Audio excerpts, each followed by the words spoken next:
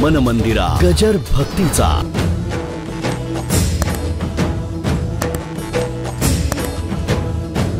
घरामध्ये कोपऱ्यामध्ये आपल्या निरनिराळ्या वस्तू ठेवलेल्या असतात. फ्लॉवर पॉट असतो किंवा काहीतरी असा गुच्छ असतो, काहीतरी शो पीस असतात.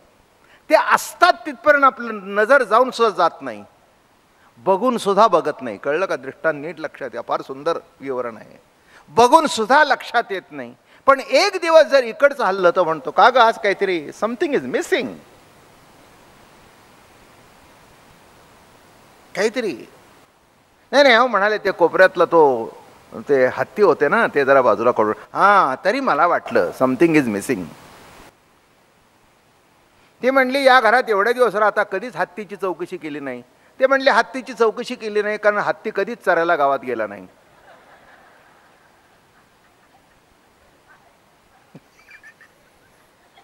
तेव्हा मला असं वाटलं की जागा सोडून हत्ती चरायला कुठे गेला. ते म्हणले तसं काही नाही, रान बदललं. असं त्या विनोदाचा भाग लक्षात घ्या.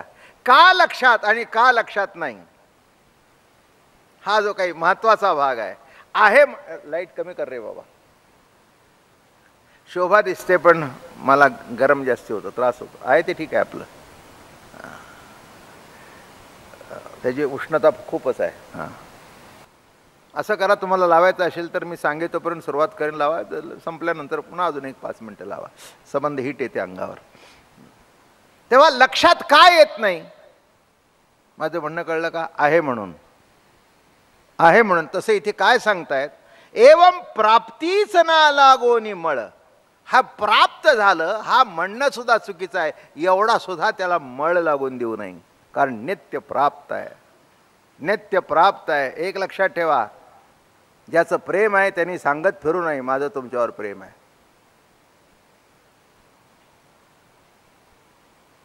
सांगणं म्हणजे आहे त्या प्रेमाला मळ लावणं. प्रेम नाही सांगता दाविता, अनुभव चित्ता चित्ताचिया. काय एक माणसाला अतिशोक्ती करायची सवय होती. चहा द्यायला बायको आले की म्हणायचा आय लव्ह यू. नसल म्हणत तर म्हणत जा ना, काय माझं काय घ्यायचं आणि तुमचं काय घ्यायचं म्हणत जा, आय लव्ह यू. मग पुन्हा आतून आली, पोहे दिले, very good, I love you. पुन्हा टावेल दिला, थँक्यू, आय लव्ह यू. ती म्हणली तुम्ही सारखं लव लव लव लव करताय, माझ्यापेक्षा दुसऱ्या कोणाच्या लव मध्ये पडलाय का म्हणून मला जाणून देताय लव आहे.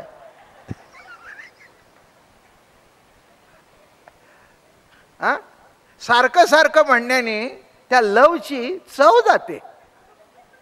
ते लव सुद्धा तुमचं आता बेचव व्हायला लागलंय.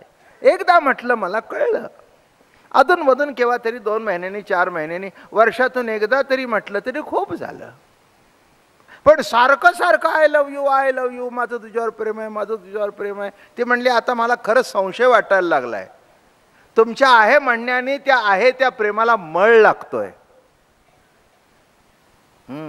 अनिर्वचनीय प्रेम स्वरूपा मुका स्वादनवत.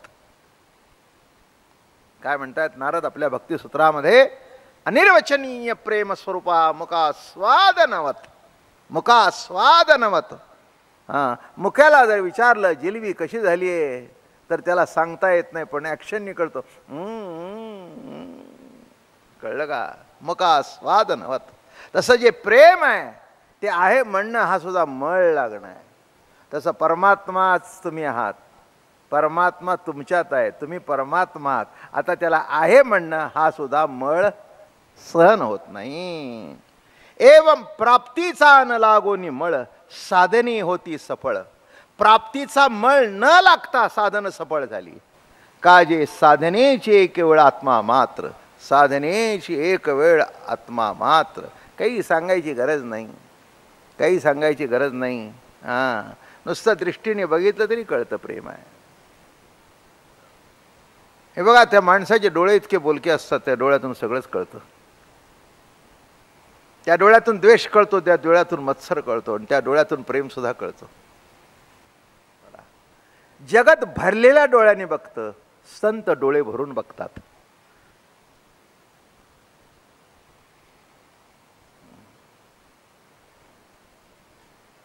भरलेल्या नजरेने बघणं निराळं आणि डोळे भरून बघणं निराळं. डोळे भरून भरलेली दृष्टी, भरलेली दृष्टी दिशा असेल तिथे सतत विकार दिसतात. जिथे प्रेम असेल तिथे सुद्धा वासना दिसते.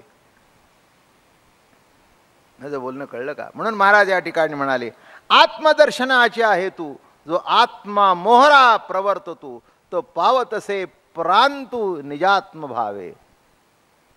कोणचा प्रांत? निजात्म भाव. परी आत्म्याच्या ठाई प्रवृत्ती प्रांत नाही, ऐसी कोण जगाई तेथेची लाजे. प्रवृत्ती निराळी नाही, प्रवृत्ती नाही. कारण का? निवृत्ती नाही. प्रवृत्ती असेल तर निवृत्ती. प्रवृत्ती निवृत्तीची आठवणिया भाग उतरले चांग रसायन. प्रवृत्ती म्हणजे संसार, निवृत्ती म्हणजे परमार्थ, असे दोन शब्दाचे अर्थ आहेत. प्रवृत्त होणं, कोणत्याही कर्माकडे प्रवृत्त होणं, प्रवृत्ती. बरं का? परिच्छिन्न कर्माकडे प्रवृत्त होणं, प्रवृत्ती. निवृत्ती, त्याच्यातून अंग काढून घेणं, निवृत्ती.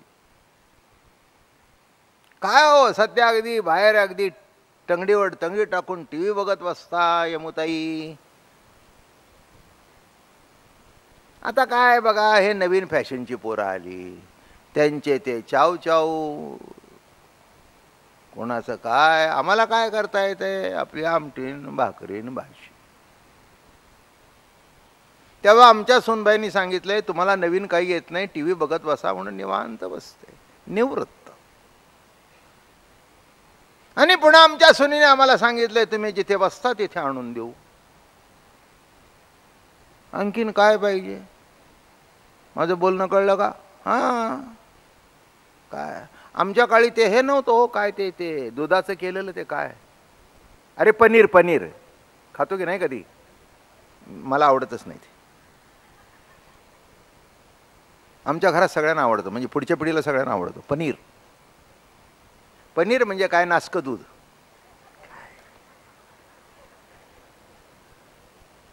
धन्य आहे माणसांची.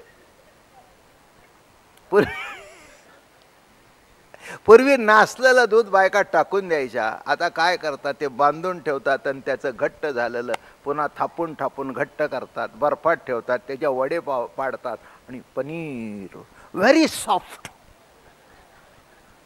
कशाचं? बोडक्याचं सॉफ्ट. काय आता काय सांगू? काय आपल्याला खरंच आवडत नाही. मग त्याचं ते काहीतरी कुस्करून करतात. काय ते? बुर्जी. बुर्जी. मला बुरशी माहिती आहे.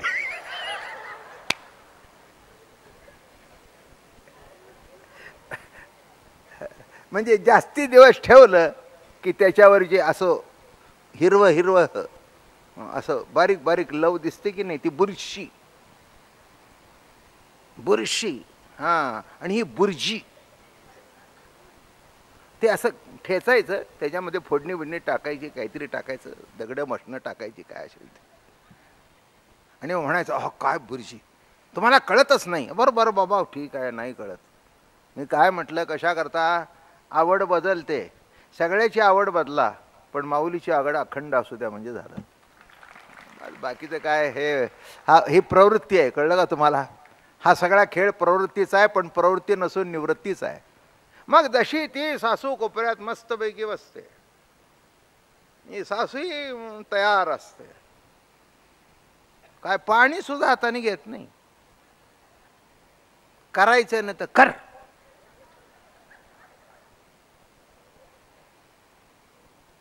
मग बाहेर मैत्रिणी म्हटल्यावर काय ग कपाळ माझं, मी चांगलं प्रेमाने बोलायला गेले, वय झालं, करू नका, तर ही बया जागची हालतच नाही, फटकल घालून एका ठिकाणी बसते ना, हालतच नाही.